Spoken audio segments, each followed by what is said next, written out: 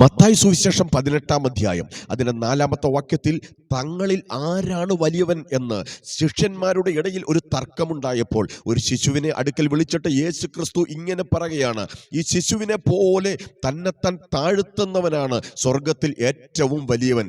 തന്നെത്താനെ താഴ്ത്തുന്നവനെ ഉയർത്തുമെന്ന് പ്രവർത്തികളുടെ അപ്പോസ്തലനായ യാക്കോബിന്റെ ലേഖനം 4-ാം അധ്യായം അതിന്റെ 10-ാമത്തെ വാക്യത്തിൽ എഴുതിയിരിക്കുകയാണ്. അതുകൊണ്ട് ദൈവസന്നിധിയിൽ നമ്മെ എത്രത്തോളം താഴ്ത്താമോ, ആമേൻ, നിങ്ങൾ ദൈവസന്നിധി താഴുകയാണെങ്കിൽ ദൈവം നിങ്ങളെ അത്രത്തോളം ഉയർത്തുവാനിടയായി തീരും. എസ്രായേലിന്റെ പുസ്തകം 8-ാം അധ്യായം 21-ാമത്തെ വാക്യം, ഇസ്രായേൽ മക്കൾ എന്തിനു വേണ്ടിയാണ് ഉപവാസ പ്രാർത്ഥന എടുത്തത്?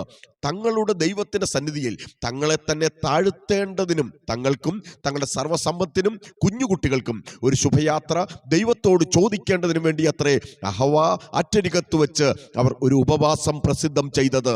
അവരുടെ ഉപവാസം ദൈവത്തിന് പ്രസാദമായിരുന്നത് കൊണ്ട് ദൈവത്തിന്റെ കൈ അവർക്ക് അനുകൂലമാകുകയും ദൈവം അവരുടെ പ്രാർത്ഥനയ്ക്ക് ഉത്തരം കൊടുക്കുകയും ചെയ്യുകയാണ്. മീഖയുടെ പുസ്തകം 6-ാം അധ്യായം 8-ാമത്തെ വാക്യത്തിലേക്ക് വരുമ്പോൾ അവിടെ എന്തോന്നു കൊണ്ട് ഞാൻ ദൈവസന്നിധിയിൽ ചെല്ലേണ്ടു എന്ന് രേഖപ്പെടുത്തിയിരിക്കുകയാണ്. ആമേൻ, സ്തോത്രം. 1000 ആട്ടുകൊറ്റന്മാരിലും 10,000 തൈല നദിയിലും ദൈവം പ്രസാദിക്കുമോ? എൻ്റെ ആദ്യജാതനെ ദൈവത്തിന് കൊടുത്താൽ എൻ്റെ പാപത്തിൻ്റെ പ്രായശ്ചിത്തമാകുമോ എന്ന് ചോദിക്കുകയാണ്.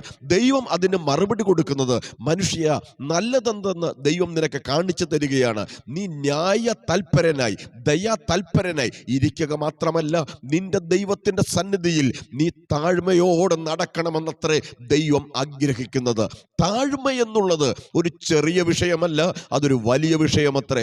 യെശയ്യാ പ്രവാചകന്റെ പുസ്തകം 57-ാം അധ്യായം 15-ാമത്തെ വാക്യത്തിൽ കർത്താവ് ഇങ്ങനെ പറയുകയാണ്, ഞാൻ ഉന്നതനും ഉയർന്നവനും ശാശ്വതവാസിയും ആയ ദൈവമാണെങ്കിലും ആമേൻ, മനസ്താപമുള്ളവരുടെ താഴ്മയുള്ളവരുടെ ഇടയിൽ ഞാൻ വസിക്കുന്ന ദൈവമെന്ന് ദൈവം അരുളി ചെയ്യുകയാണ്. സ്തോത്രം, ഹല്ലേലൂയ. ദൈവത്തിന്റെ വചനം നമ്മുടെ കർത്താവാണ് താഴ്മയ്ക്ക് മാതൃക. ഫിലിപ്പിയ ലേഖനം 2-ാം അധ്യായത്തിലേക്ക് കടന്നു വരുമ്പോൾ അതിന്റെ 10 മുതലുള്ള വാക്യത്തിൽ ഇങ്ങനെ എഴുതിയിരിക്കുകയാണ്, അവൻ ദൈവത്തോടുള്ള സമത്വം മുറുകെ പിടിച്ചു കൊള്ളണം എന്ന് വിചാരിക്കാതെ വേഷത്തിൽ മനുഷ്യനായി വിളങ്ങുകയാണ്. അവൻ സ്തോത്രം തന്നെത്താൻ ഒഴിക്കുകയാണ്. ക്രൂശിലെ മരണത്തോളം അവിടുന്ന് അനുസരണമുള്ളവനായി തീരുകയാണ്. തന്നെത്താൻ യേശു ക്രിസ്തു താഴ്ത്തിയത് കൊണ്ട് സ്വർഗത്തിലെ ദൈവം സകല നാമത്തിനും മേലായ നാമം കൊടുത്ത് ആമേൻ യേശുവിനെ ദൈവം ഉയർത്തുകയാണ്. നിങ്ങൾ എത്രത്തോളം താഴ്ത്താമോ, പാതാളത്തോളം നിങ്ങൾ താഴ്ത്തപ്പെട്ടാലും സ്വർഗത്തോളം നിങ്ങൾ ഉയർത്തുന്ന ഒരു ദൈവമുണ്ടെന്ന് നിങ്ങൾ മറന്നു പോകരുത്. ആമേൻ. ദൈവസന്നിധിയിൽ നിങ്ങൾ താഴ്ത്തിക്കൊടുത്താട്ടെ. അതുകൊണ്ടല്ലേ 2 ദിനവൃത്താന്തങ്ങളുടെ പുസ്തകം 7-ാം അധ്യായം 14-ാമത്തെ വാക്യത്തിൽ ഇങ്ങനെ എഴുതിയിരിക്കുന്നത്, എൻ്റെ നാമം വിളിക്കപ്പെട്ടിരിക്കുന്ന എൻ്റെ ജനം തങ്ങളെ തന്നെ താഴ്ത്തി ദുർമാർഗങ്ങൾ വിട്ടുതിരിഞ്ഞ് എൻ്റെ മുഖം അന്വേഷിച്ച് താഴ്ത്തി പ്രാർത്ഥിക്കുമെങ്കിൽ ഞാൻ നിങ്ങളുടെ പ്രാർത്ഥന സ്വർഗത്തിൽ നിന്ന് കേട്ട് നിങ്ങളുടെ ദേശത്തിന് സൗഖ്യം വരുത്തുന്ന ദൈവമാണ്. ദേശമായി ദൈവജനം ഒന്ന് താഴ്ത്തി ഏൽപ്പിച്ച് പ്രാർത്ഥിക്കാമോ? നിങ്ങളുടെ ദേശത്തിന്, നിങ്ങളുടെ കുടുംബങ്ങൾക്ക് ദൈവം സൗഖ്യം തരുന്ന ദൈവമാണ്. 1 പത്രോസിന്റെ ലേഖനം 5-ാം അധ്യായം 5-6 വാക്യത്തിൽ അതുകൊണ്ടല്ലേ പത്രോസ് ഇങ്ങനെ പറയുന്നത്, അവൻ നിങ്ങളെ തക്ക സമയത്ത് ഉയർത്തേണ്ടതിന് ദൈവത്തിന്റെ ബലമുള്ള കരത്തിന്റെ കീഴിൽ താണിരിപ്പീൻ എന്നത്രേ പറയുന്നത്.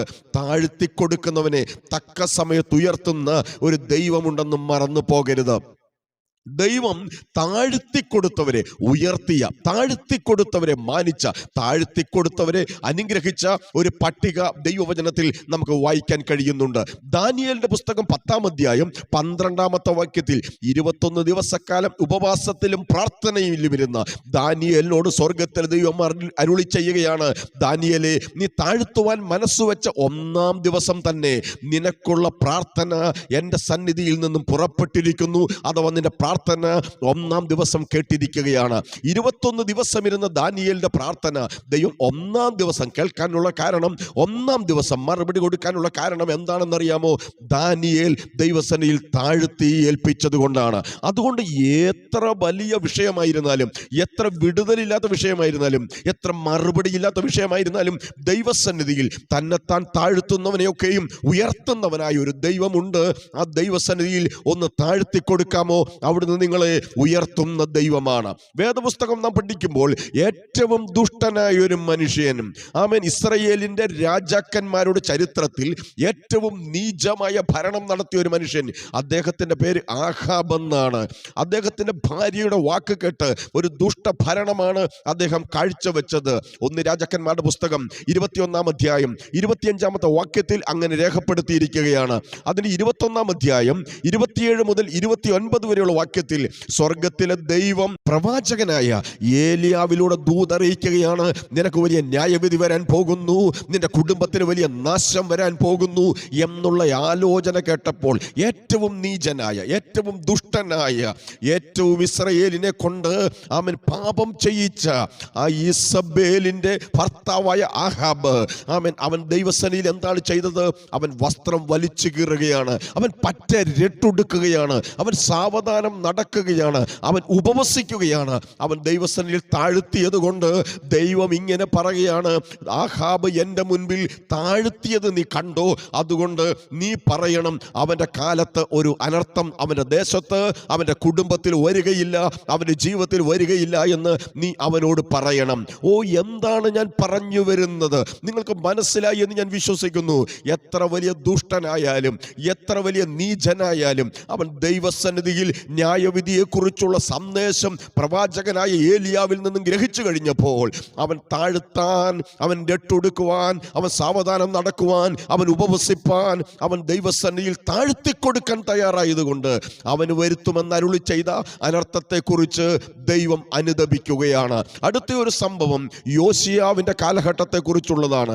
1 രാജാക്കന്മാരുടെ പുസ്തകം 22 അധ്യായം 8 വയസ്സുള്ളപ്പോഴാണ് യോശിയാവ് അവിടുത്തെ രാജാവാകുന്നത്. യോശിയാവ് തന്റെ പിതാക്കന്മാരുടെ അകൃത്യം നിമിത്തം, അവിടുത്തെ ജനത്തിന്റെ പാപം നിമിത്തമുള്ള ന്യായവിധി ദേശത്ത് വരുവാൻ പോകുന്നുവെന്നുള്ള ദൂത് 22 അധ്യായം 15 വാക്യത്തിൽ ഹൂൽദ പ്രവാചകയുടെ പ്രവചനം കേട്ടപ്പോൾ അവൻ എന്താണ്? ദൈവസന്നിധിയിൽ താഴ്ത്തിക്കൊടുക്കുവാൻ തയ്യാറാകുകയാണ്. 22:19 അവൻ താഴ്ത്തിക്കൊടുത്തത് കൊണ്ട് സ്വർഗത്തിലെ ദൈവം പറയുകയാണ്, യോശിയാവിന്റെ കാലത്ത് ജനത്തിന് വരുത്തുമെന്ന് അരുളി ചെയ്ത അനർത്ഥം ദൈവം മാറ്റിക്കളയുകയാണ്. ന്യായവിധിയുടെ ദൂത് ദൈവം ക്യാൻസൽ ചെയ്യുകയാണ്. അതുകൊണ്ട് എന്നെ കേൾക്കുന്ന പ്രിയപ്പെട്ടവരെ, എത്ര ദുഷ്ടനായ രാജാവായിരുന്നാലും, പിതാക്കന്മാർ എത്ര തന്നെ പാപം ചെയ്ത് ന്യായവിധി ചരതിച്ചു വെച്ചിരുന്നാലും അവൻ തലമുറ വരുമ്പോൾ താഴ്ത്തിക്കൊടുക്കാൻ യോശിയാവിനെ പോലെ ദൈവ വഴികളിൽ നടന്ന് ദൈവത്തിന് ഇഷ്ടമുള്ളത് പ്രവർത്തിച്ച് ദൈവവചനത്തിലേക്ക് മടങ്ങി വരുമെങ്കിൽ ദേശത്തിന് സൗഖ്യം തരുന്ന ഒരു ദൈവമുണ്ടെന്ന് മറന്നു പോകരുത്. 2 ദിനവൃത്താന്തങ്ങളുടെ പുസ്തകം 12 അധ്യായം 1 വാക്യം, അവിടെ രഹബയാം എന്നൊരു മനുഷ്യനെയാണ് നമുക്ക് കാണുവാൻ കഴിയുന്നത്. ശെമയ്യാവ് മുഖാന്തരം സ്തോത്രം ദൈവത്തിന്റെ ആലോചന രഹബയാം കേട്ടുകഴിഞ്ഞപ്പോൾ ന്യായവിധിയുടെ അനർത്ഥങ്ങളുടെ ദേശത്ത് വരുന്ന പ്രതികൂലത്തിന്റെ ദൈവകരത്തിന്റെ അവസ്ഥ കേട്ടുകഴിഞ്ഞപ്പോൾ അവൻ എന്താണ് ചെയ്തത്? അവനും അവന്റെ പ്രഭുക്കന്മാരും ദൈവസന്നിധിയിൽ താഴ്ത്തിക്കൊടുത്തപ്പോൾ സ്തോത്രം ദൈവം ദേശത്തുള്ള ന്യായവിധിയുടെ സന്ദേശം മാറ്റിക്കളയുകയാണ്.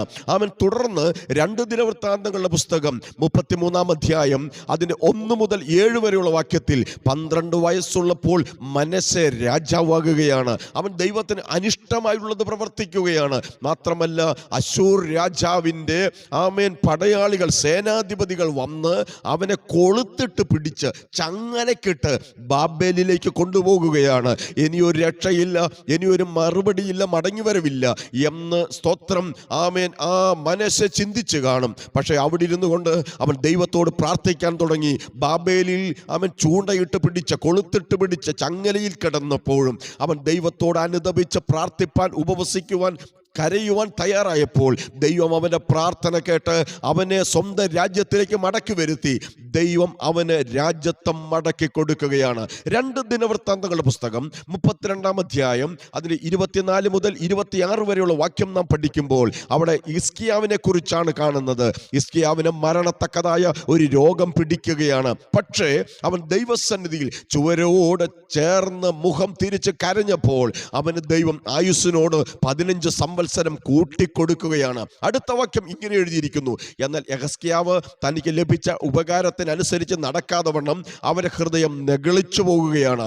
അതുകൊണ്ട് അവന്റെ മേലും യെരൂശലേമിന്റെ മേലും യഹൂദയുടെ മേലും ദൈവത്തിന്റെ കോപം വരികയാണ്. അടുത്ത വാക്യം: ദൈവത്തിന്റെ കോപം വന്നപ്പോൾ യെഹെസ്കേയാവ് ദൈവസന്നിധിയിൽ താഴ്ത്തി കൊടുക്കുവാൻ തയ്യാറായി. അതുകൊണ്ട് എന്താണ് സംഭവിച്ചത്? ദൈവം അവനോട് ക്ഷമിക്കുക മാത്രമല്ല, അവനെ ദൈവം അനുഗ്രഹിച്ചു.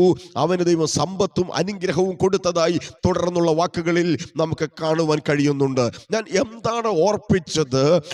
താഴ്ത്തിക്കൊടുത്ത ദാനിയേൽ പ്രാർത്ഥിച്ചപ്പോൾ, താഴ്ത്തിക്കൊടുത്ത ആഹാബ് പ്രാർത്ഥിച്ചപ്പോൾ, താഴ്ത്തിക്കൊടുത്ത യോശിയാവ് പ്രാർത്ഥിച്ചപ്പോൾ, താഴ്ത്തിക്കൊടുത്ത രെഹബെയാം പ്രാർത്ഥിച്ചപ്പോൾ, താഴ്ത്തിക്കൊടുത്ത ഹിസ്കിയാവ് പ്രാർത്ഥിച്ചപ്പോൾ, താഴ്ത്തിക്കൊടുത്ത മനശ്ശെ പ്രാർത്ഥിച്ചപ്പോൾ, സ്വർഗത്തിലെ ദൈവം ദുഷ്ടനാണോ നല്ലവനാണോ നീതിമാനാണോ എന്ന് ചോദിച്ചില്ല.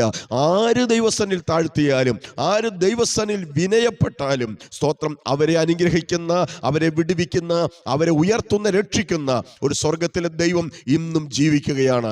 എൻ്റെ ശബ്ദം ഇന്ന് കേൾക്കുന്ന പ്രിയപ്പെട്ടവരിൽ, ഈ വചനം ശ്രദ്ധിച്ച പ്രിയപ്പെട്ടവരിൽ ഇന്ന് എത്ര പേർ ഒരു തീരുമാനമെടുക്കുന്നു?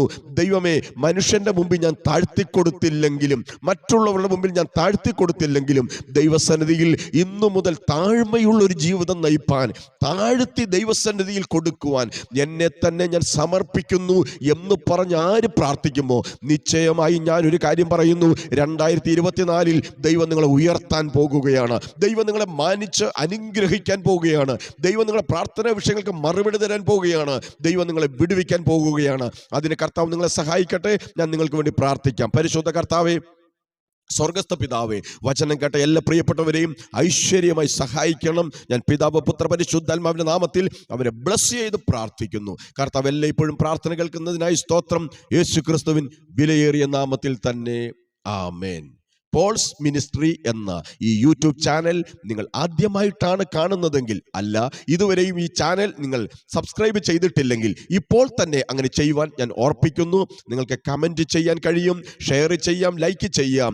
അപ്പോൾ തന്നെ നിങ്ങൾക്കൊരു പ്രാർത്ഥനാ വിഷയമുണ്ടെങ്കിൽ ഏത് സമയത്തും താഴെ കാണുന്ന ഫോൺ നമ്പറിൽ വിളിച്ചാൽ ഞങ്ങൾ തീർച്ചയായും നിങ്ങൾക്ക് വേണ്ടി പ്രാർത്ഥിക്കും. കർത്താവ് നമ്മെ ഏവരെയും അനുഗ്രഹിക്കട്ടെ.